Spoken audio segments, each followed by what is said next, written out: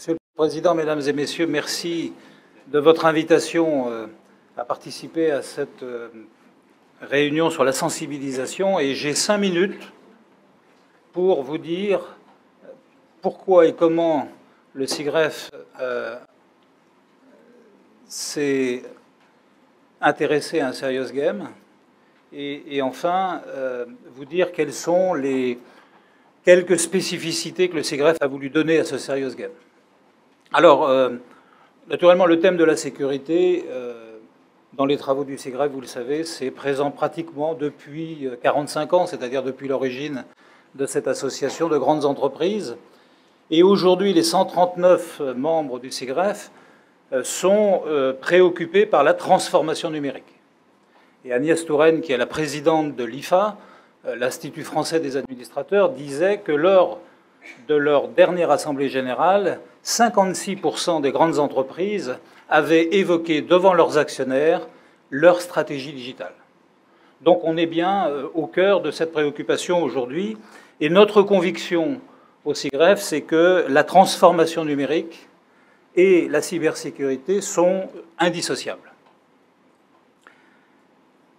Et alors pour faire face aux enjeux et aux défis qui sont les nôtres et qui ont déjà été évoqués de l'usage du numérique au sein des grandes entreprises, en fait, il convenait à la fois d'anticiper pour mieux comprendre les enjeux et les défis et dans le but de sensibiliser ce que sont aujourd'hui nos 3 populations cibles, j'y reviendrai tout à l'heure, mais sans doute plus tard d'autres populations, vous les avez déjà évoquées tout à l'heure. Première population cible, sensibiliser les dirigeants. Alors pour ce faire, certes le Serious Game y a contribué, mais surtout on a, depuis 1 an maintenant, publié une étude qui a duré à peu près 9 mois sur la cybersécurité à 2020. Parce que c'est intéressant de regarder aujourd'hui les risques. Est-ce qu'on peut anticiper ceux qui seront les nôtres, ceux auxquels on aura à faire face dans les 5 années à venir? Voilà, c'est ce travail. Cette étude a été publiée, elle est accessible sur notre site gratuitement. Sensibiliser les dirigeants à ces préoccupations, mais aussi sensibiliser les métiers des grandes entreprises, tous les métiers. Et pour ce faire, on a créé, vous le savez, avec l'Institut national des hautes études de la sécurité et de la justice, un cycle de sensibilisation qui s'intitule « Sécurité des usages numériques ». Ça a été fait en 2002, on en est à la 6e session maintenant. Et l'objectif, c'est effectivement de former, de sensibiliser l'ensemble des métiers des grandes entreprises aux préoccupations de la sécurité et de la sûreté numérique. Cette formation est labellisée par l'ANSSI et par la délégation interministérielle à l'intelligence économique, Claude Revel. La troisième cible, ce sont les collaborateurs. Et c'est à cette occasion de cette formation un cycle d'auditeurs, celui de 2002, s'est mis en tête de réfléchir à la fabrication d'un serious game. C'est là où est née l'idée de contribuer à cette sensibilisation avec ce nouveau type d'outils.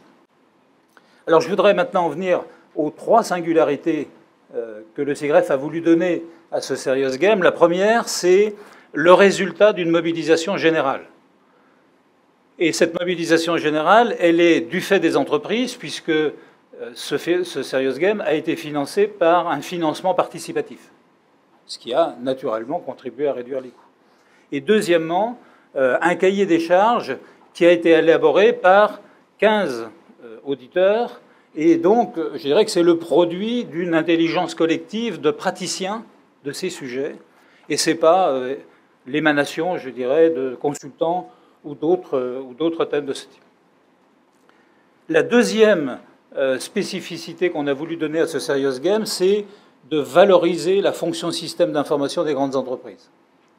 Vous savez que la question de la sécurité n'est pas toujours un sujet abordé sereinement par les responsables de la fonction SI, et donc on a voulu leur donner les moyens d'apparaître un peu plus sexy. Et puis la troisième singularité, c'était de mettre à la disposition des entreprises un outil réellement pédagogique, je vais laisser Damien vous le décrire, moderne, et qui soit à la fois ludique et innovant. Très souvent, on aborde ces questions dans les grandes entreprises par le biais de QCM ou par le biais d'autres dispositifs pas très originaux et pas très modernes. On a voulu, à l'aide de ce Serious Game, moderniser cette approche. Lors de la table ronde tout à l'heure, parce que là, je n'ai pas le temps, si vous le voulez, je vous décrirai les galères que nous avons rencontrées dans la mise en œuvre de ce Serious Game, car tout n'a pas été simple et tout, il n'a pas suffi de décider. Donc ça, je suis prêt à en parler, on est entre amis. Et puis je voudrais conclure sur deux choses. J'ai dit tout à l'heure qu'on avait trois cibles, les dirigeants, les métiers et les collaborateurs. On vient d'aborder, il faut également inclure maintenant d'autres cibles, les PME avec lesquelles les grands groupes travaillent, les autres, je dirais, les autres contributeurs, parties prenantes, je pense notamment aux administrateurs.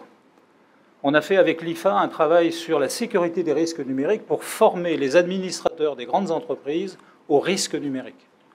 C'est un rapport que vous pouvez également télécharger.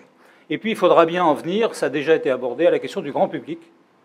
Et tout à l'heure, si vous le souhaitez, je vous dirai la manière dont on pourrait aborder cette question ensemble, parce que si on ne fait pas de la cybersécurité une grande cause nationale, et nous on le propose pour 2016, je pense qu'on aura effectivement bien du mal à différencier ce qui relève du dressage, c'est-à-dire simplement jouer sur le comportement, de ce qui relève de l'éducation, c'est-à-dire jouer sur les attitudes. Merci de votre attention.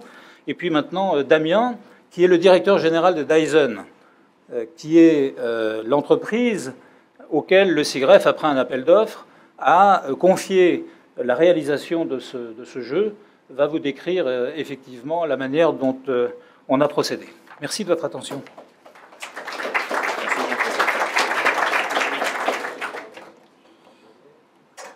Donc en effet, je répète un petit peu ce que Jean-François vient de vous dire. Donc Damien Holland, je suis directeur général de la société Design. Peut-être juste quelques mots sur la société et notre métier. Donc on est éditeur de Serious Games, donc anciennement éditeur de jeux vidéo. Donc il y a une dizaine d'années ou une douzaine d'années, on produisait des jeux vidéo pour le divertissement.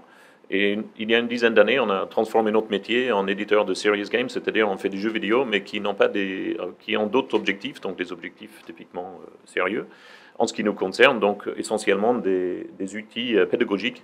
Donc notre cible, ce sont des entreprises avec un mix entre des produits dits génériques, donc qu'on partage ou on commercialise auprès de multiples entreprises, et un certain volume de prestations sur mesure, des jeux qu'on produit en réponse à des appels d'offres ou des problématiques spécifiques aux entreprises qui sont exprimées. Donc, dans le cadre de notre collaboration avec le SIGREF, et donc, comme l'a souligné Jean-François, une vraie production collective, donc je pense qu'on peut le dire, Jean-François, on a fini par travailler avec une cinquantaine d'entreprises qui ont chacun contribué à la fois financièrement, mais aussi, je dirais, intellectuellement à la production de ce jeu. Et donc voilà, je voulais prendre quelques instants pour vous expliquer un petit peu le chemin qu'on a suivi ensemble pour comprendre les objectifs de SIGREF et les entreprises concernées, quel type de jeu, avec une petite présentation du résultat final qu'on a pu produire, et l'accompagnement et le déploiement de ce jeu maintenant auprès des entreprises qui étaient concernées dès le début, mais aussi auprès d'autres entreprises qui peuvent être intéressées par le sujet, parce que l'objectif, c'est que l'outil en question soit exploité par le plus grand nombre. Donc, bon, voilà, je pense que ce n'est pas la peine que je reste trop longtemps sur le principe d'un serious game. Donc voilà, c'est une utilisation de mécaniques du jeu pour des questions sérieuses, et donc avec un vrai volet pédagogique dans ce cas précis. Donc justement, c'est le cas de le dire, on n'est pas là juste pour jouer, on est là pour apprendre ou être sensibilisé sur des sujets, en particulier ici l'usage et les pièges et les dangers de l'usage du numérique. Donc il y avait un appel d'offres, il y avait une sorte de cahier des charges, donc comme Jean-François l'a dit, qui était établi par par les entreprises, qui a donné naissance à Soutenance, et donc on a eu de la chance d'être retenu comme partenaire de production de ce jeu. Mais à partir de là, Jean-François m'a dit, maintenant, qu'est-ce qu'on fait? Je dis, bah, voilà une question, qu'est-ce qu'on fait? Déjà, il fallait identifier les entreprises qui étaient prêtes à nous accompagner dans la démarche, à la fois financièrement, mais aussi, comme je disais, intellectuellement, pour créer une sorte de groupe de travail pour piloter la production. Donc, la première chose qu'on a fait, en fait, c'est qu'on a produit un petit outil qui permettait aux entreprises de se projeter dans de futurs jeux. Donc, le petit teaser que vous allez voir, il faut juste noter que c'est quelque chose qui a existé avant même que le jeu naisse, parce qu'on était plus dans une démarche je dirais, de sollicitation d'intérêt de la part des entreprises. Donc c'est quelque chose qui a servi dans cette phase je dirais, de contractualisation avec les entreprises. Antoine, si vous voulez bien.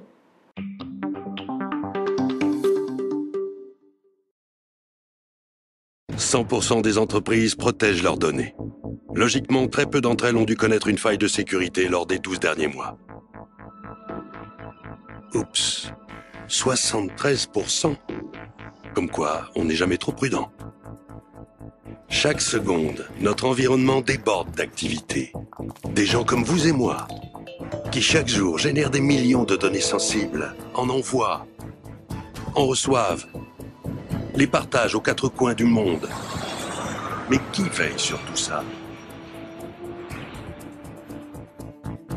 Qui peut agir pour éliminer les risques? Et si c'était vous? Suivez un homme d'affaires en mission. Devenez son ange gardien. Aidez-le à protéger ses données. Et devenez vous-même infaillible en matière de sécurité digitale.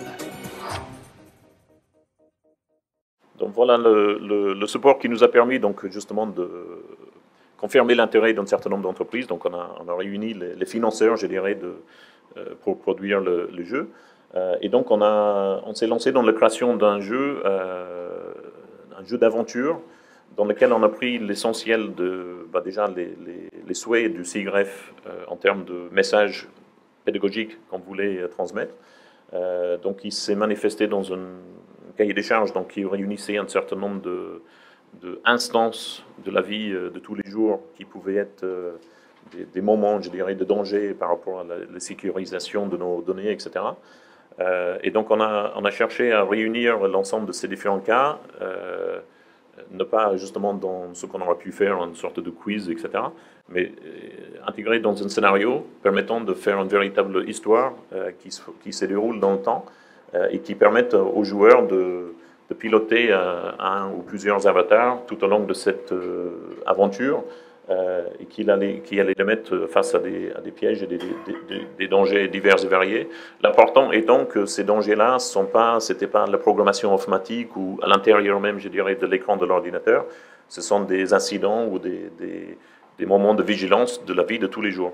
Et donc, ce qui nous a amené à créer justement un scénario qui se déroule dans cinq environnements différents, qui ensuite nous a amené justement à découper le jeu en 5 missions, 5 niveaux si on veut, avec à chaque fois un fil rouge qui permettait de relier tout ça dans une histoire globale.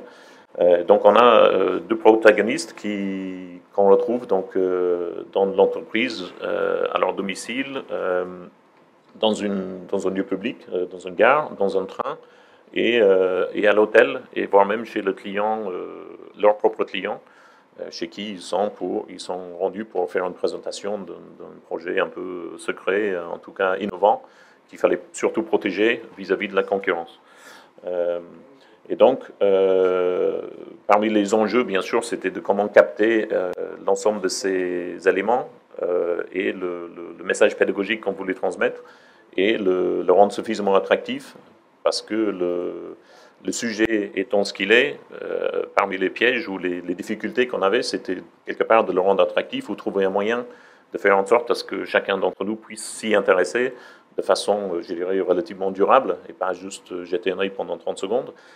Et donc pour ça, on a dû réunir un certain nombre d'astuces, je dirais, liées à notre métier.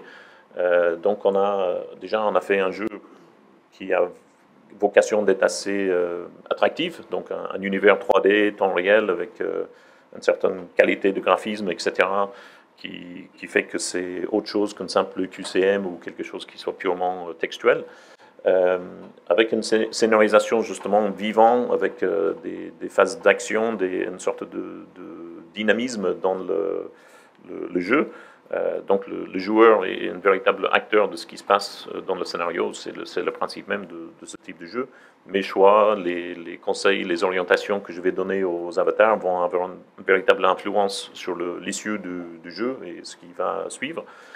Et bien sûr, dans un jeu de ce type-là, à la différence d'un jeu vidéo classique, le composant essentiel, c'est la pédagogie. Donc on va bien sûr apprendre des choses tout en pilotant nos avatars dans les différents environnements, mais aussi on va avoir une sorte des éléments de mesure de réussite, donc une sorte de scoring, ou en tout cas des éléments qui me permettent d'évaluer le niveau de sûreté de mes données à l'issue de chaque mission.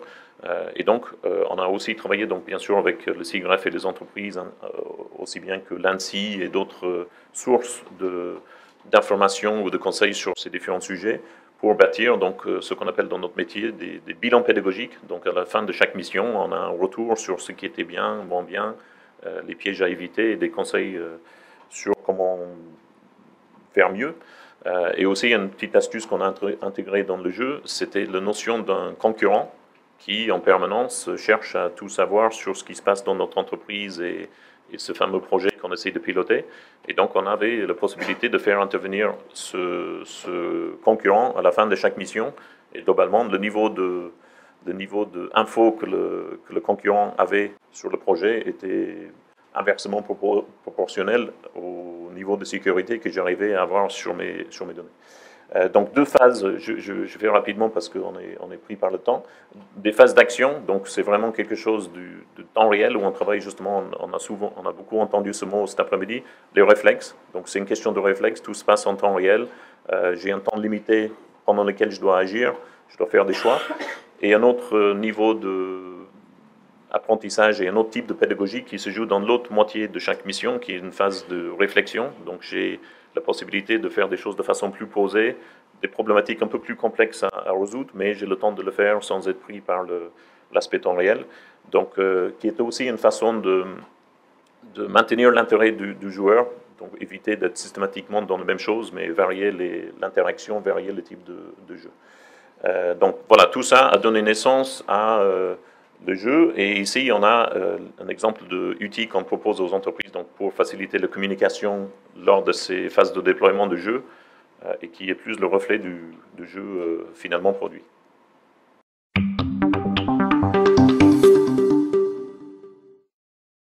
La sécurité numérique est un enjeu connu de toutes les entreprises. Pourtant, la plupart d'entre elles connaissent encore de graves dysfonctionnements. Mais comment faire pour se protéger ? Et si chacun d'entre nous avait le pouvoir d'améliorer la sécurité de son entreprise? Avec le Serious Game Keep an Eye Out, apprenez de manière simple et ludique les bons comportements en matière de sécurité numérique. Plongez dans le quotidien d'Alex et Camille, deux collaborateurs travaillant sur un prototype top secret. Aidez-les à protéger leurs données sensibles au quotidien dans l'entreprise. Mais attention, leurs concurrents sont prêts à tout pour les devancer. 5 épisodes, 5 environnements à risque. 2 phases de jeu différentes. Une phase action pour tester vos réflexes en direct au cours d'une scène animée et une phase réflexion pour résoudre une situation problème au sein d'un environnement en 3D. Utilisez les objets du décor. Parlez aux nombreux personnages et tentez d'obtenir le meilleur score. Mais pas d'inquiétude, la difficulté est progressive et vous disposez d'une aide accessible à tout moment. Après chaque mission, un écran de débriefing analyse votre partie et vous offre une multitude de conseils. Que faire de cette clé USB? Ce Wi-Fi est-il sécurisé? Comment protéger mon ordinateur? Vous saurez tout grâce à Keep an Eye Out.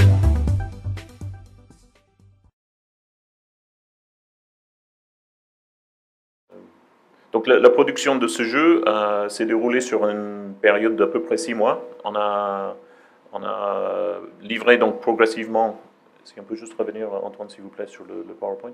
On a livré progressivement, les missions au fur et à mesure qu'ils étaient disponibles.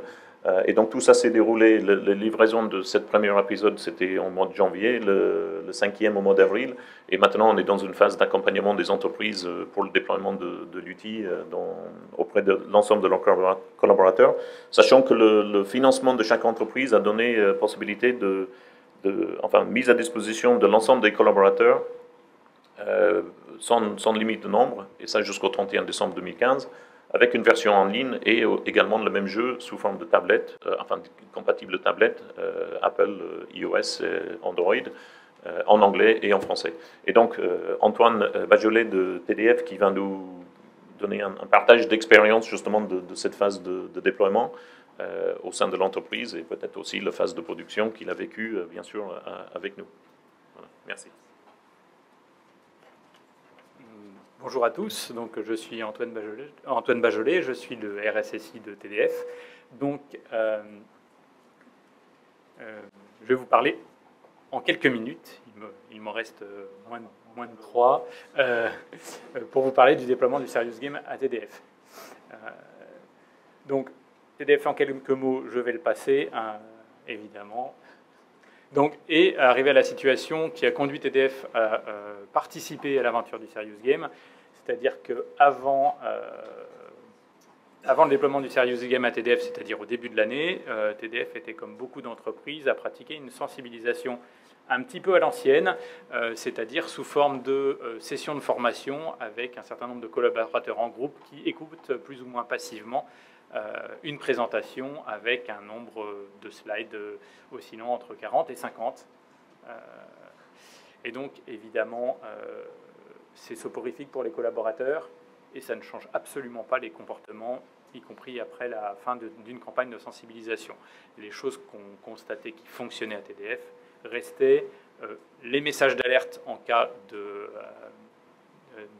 vraie apparition d'un malware, les campagnes de phishing, l'arrivée d'une tentative d'arnaque au président ou le chiffrement d'un ou deux postes de collaborateurs sont l'occasion d'une communication utilisateur qui fonctionne, mais très vite après, les comportements redeviennent ce qu'ils sont. Donc on a cherché à s'insérer dans une démarche pour sensibiliser les collaborateurs autrement. Et c'est là que le SIGREF a présenté sa démarche de financement participatif pour un Serious Game sur lequel on s'est inséré, parce que c'était intéressant aussi en termes financiers. Très clairement, le déploiement du Serious Game à TDF, une fois que le contenu était élaboré, a été extrêmement simple. Le déploiement technique, c'était une simple télédistribution d'un petit composant sur les postes de travail utilisateurs. Et après, eh bien, il a suffi de communiquer aux utilisateurs. On a commencé par un teasing, ensuite une information sur l'intranet et encore plusieurs choses sur les lettres d'information internes. Les utilisateurs chez nous ont été conquis, mais ceux qui étaient au courant du jeu. C'est-à-dire qu'on s'est aperçu après coup que la lettre d'information et l'intranet étaient assez peu consultées. C'est-à-dire que j'ai eu des réactions ah bon, il y a un jeu disponible, bah, dis-moi où c'est. Et puis, toujours la réaction, moi je travaille, je n'ai pas le temps de jouer. Faire comprendre que le Serious Game est là pour faire acquérir des comportements et des connaissances, et un message qui a été et qui reste difficile à faire passer. Néanmoins, pour les joueurs qui s'y sont mis, les retours ont été vraiment enthousiastes. C'est moderne en comparaison avec les QCM qu'ils pouvaient voir dans d'autres e-learning ou d'autres types de formations. Le service formation veut la même chose pour ses formations managers, par exemple.